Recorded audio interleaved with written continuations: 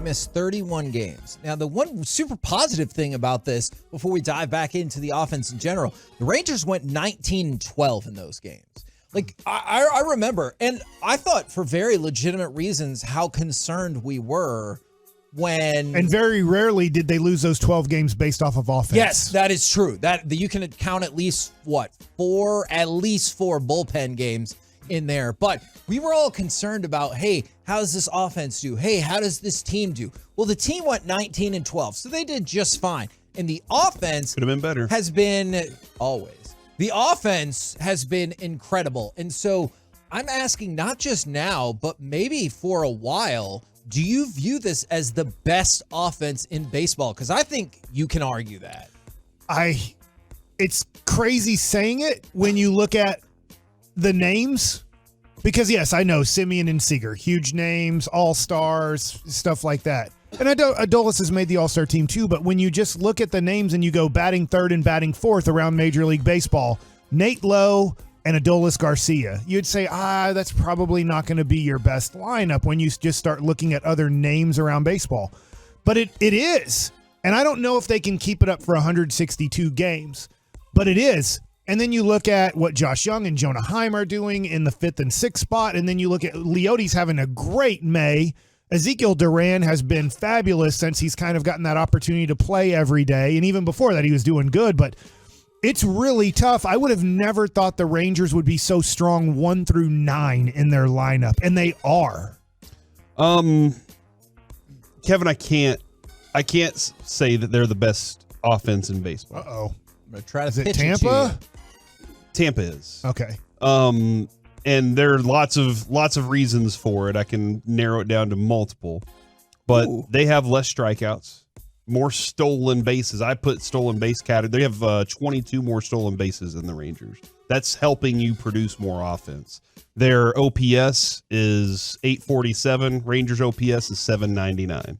That's the top two, by the way. Those are the top two OPSs in the league. Very nice. And by the way, in every category as a team across the board, it's either Tampa or Texas as 1 or 2. Majority of them are Tampa. But I mean, you can make your case. You can definitely make your case. But at the moment, I still think the Rangers are phenomenal offensively, complementing their pitching very well. But they can keep this production up. They still have more to do. And Corey, as you just mentioned, those two teams in particular have outpaced everyone by a wide margin. I'm pretty sure those are the only two teams in baseball that have scored more than 260 runs. The Rays have 290 and the Rangers have 297. Yeah. Now, just like I said, Boston's almost a full run behind you in third place per game. Shocking. How many home runs does Tampa have right now? I don't know. Okay, hold on. How many home runs, Mike, do the Rangers have, you think? I'm going to guess 70, but I'm just throwing out a number. 63. Okay, so I'm close. The Braves are second with 77. Okay. The Rays are 1 with 91.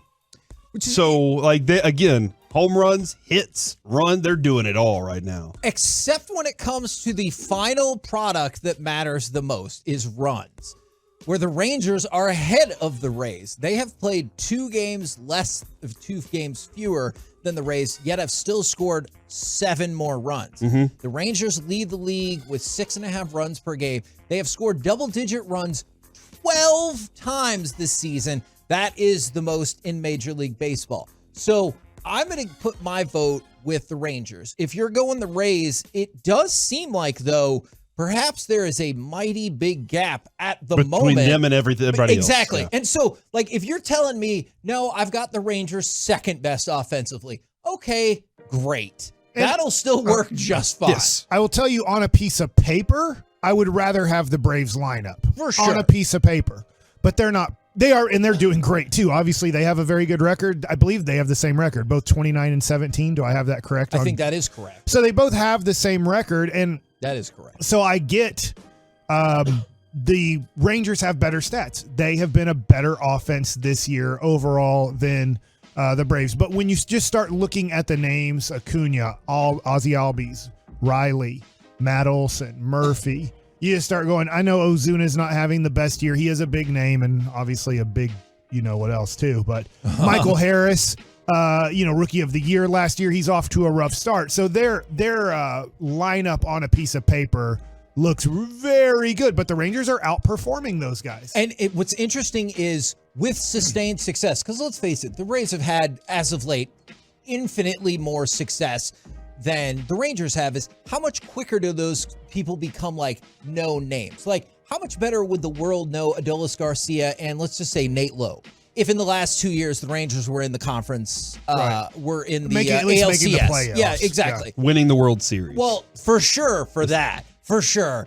I keep sending these goals that are too low for you. I'm going to work on that. But I do think, to your point, I don't know how recognizable Michael Young was until 2010. In a weird way, and I know he had made multiple all-star teams, and I'm not taking anything away from Michael Young, but if you're on a team that rarely makes the playoffs, and really he never did, right? I mean, until 2010, they didn't even make the playoffs. So I was like, how many Ranger games are on national television? How many times do you know the Rangers lineup? I think all of a sudden, Elvis, Kinsler, Michael Young, people knew Beltre kind of from his Dodger days and stuff like that. I know he was 11 when he joined the team, but you kind of have to make the playoffs to really be recognizable unless you're doing MVP-like stuff, unless all of a sudden at the end of the year, your name is in the pot of 5 for MVP in your league. And I think one thing that is super positive about this, and let's say you have them first, second, third, but it feels pretty clear that we all have them top 3 at the very least in offense. Is here's a couple of things that are encouraging, even if you don't care about the rankings. You're like, I just care if they win or lose. All right, so here's a couple of positives. That's what matters the most. Absolutely. Is the Rangers are 12 games above 500 for the first time since the end of the 2016 season. This record that the Rangers have right now, when you were talking about the attendance for the Colorado series and how many people were there on Saturday, Corey, this is the best team and the best record the Rangers have had in 6.5 years. Like, that's a fact. They haven't been this far above 500 in 6.5 years. This is the biggest run differential they've had since 2012. What did that team do? Or at this point in the season, they won 93 games. They went to the playoffs. I know it didn't go super well after that, but the point is they got to the playoffs. This is the biggest they've outscored a team in a singular series in 5 years. And we've been hitting these marks all year long. And it wasn't like a little dumpy hit there, here and there, Mike, with this team against them. They are hitting the ball hard. They are hard. They are, I don't know what the exact word I'm going for here, but discouraging the pitchers from throwing strikes. Like it's just Except just like Duran, right? They're like, we'll throw you a strike. Yeah, but it's just it hurts. Like when you pitch 2 innings and you've already given up 5 runs through 2 innings, and you do know the numbers coming in. And I do think I wonder this: Colorado Rockies, not a very good team. They'll be below 500 at the end of the year, most likely.